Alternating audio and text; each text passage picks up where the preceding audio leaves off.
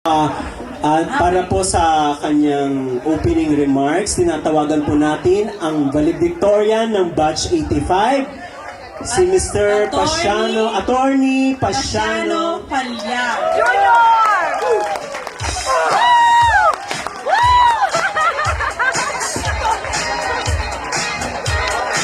Aloha! Aloha!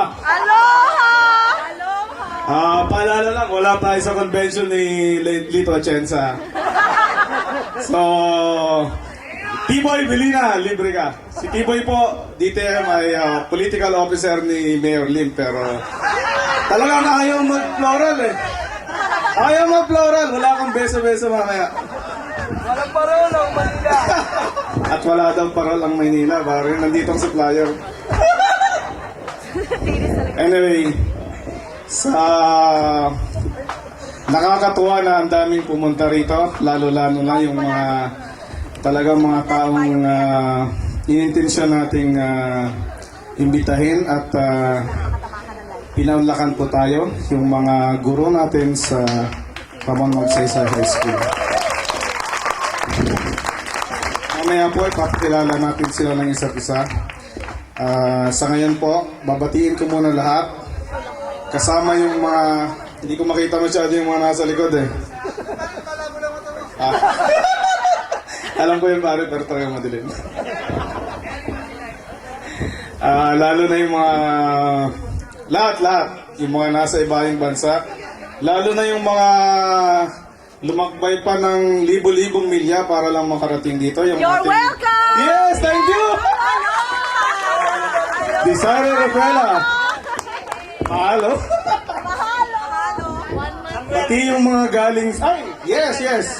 Galing sa Macau. Malaki ang bigay nito mamaya. Samuel Viñaro. Pati yung mga galing sa ibang probinsya. Si Homer. Homer, please. Stand up. Tagal natin hindi nakita si Homer. Ha? Russell Daliba. Yes, 5,000 bawat shot pare. Kasama na bulutan, ha?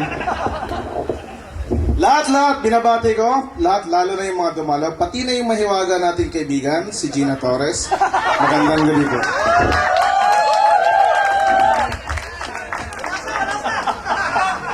Nandito siya.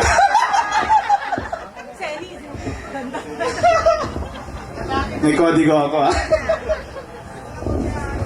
Ang haba! Ay, oo. Naubos buko rito. Okay, ito pala ang susunod kong tema. 22 years na akong hindi nakakapagbigay ng talumpati. Ito uli.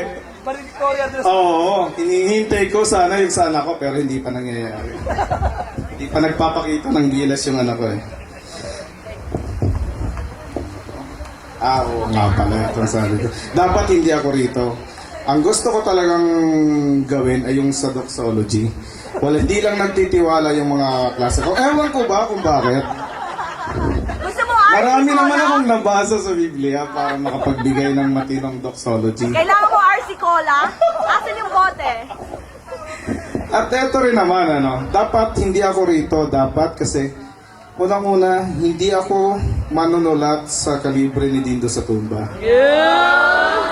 Na noong high school pa lamang, yung mga liham pag-ibig, naku po, talagang po, pawang obra manistra na noon po man. May record yan, ha? Bilang abogado, I have made sure, documented yan. Tess, labas mo nga yung isa. Pwedeng template sa isang composition class. Paanong mapaibig ang isang babae? Meron ka rin doon!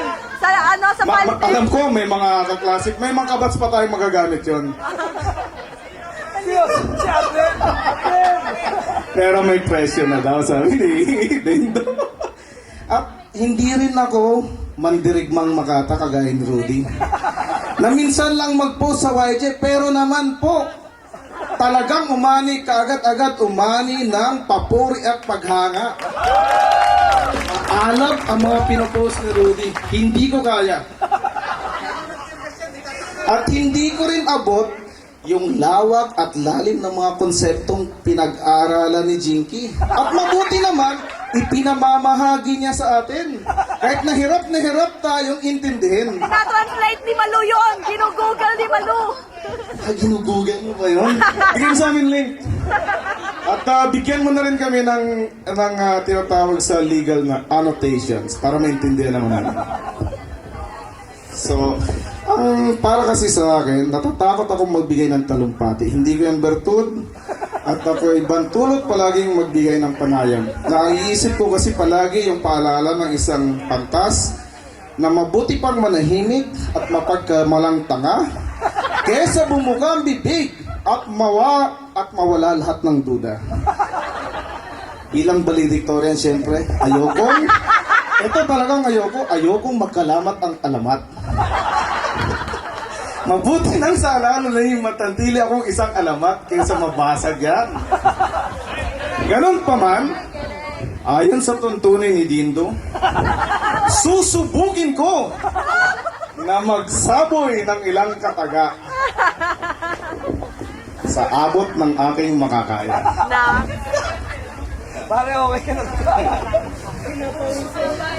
Haba, pare ko.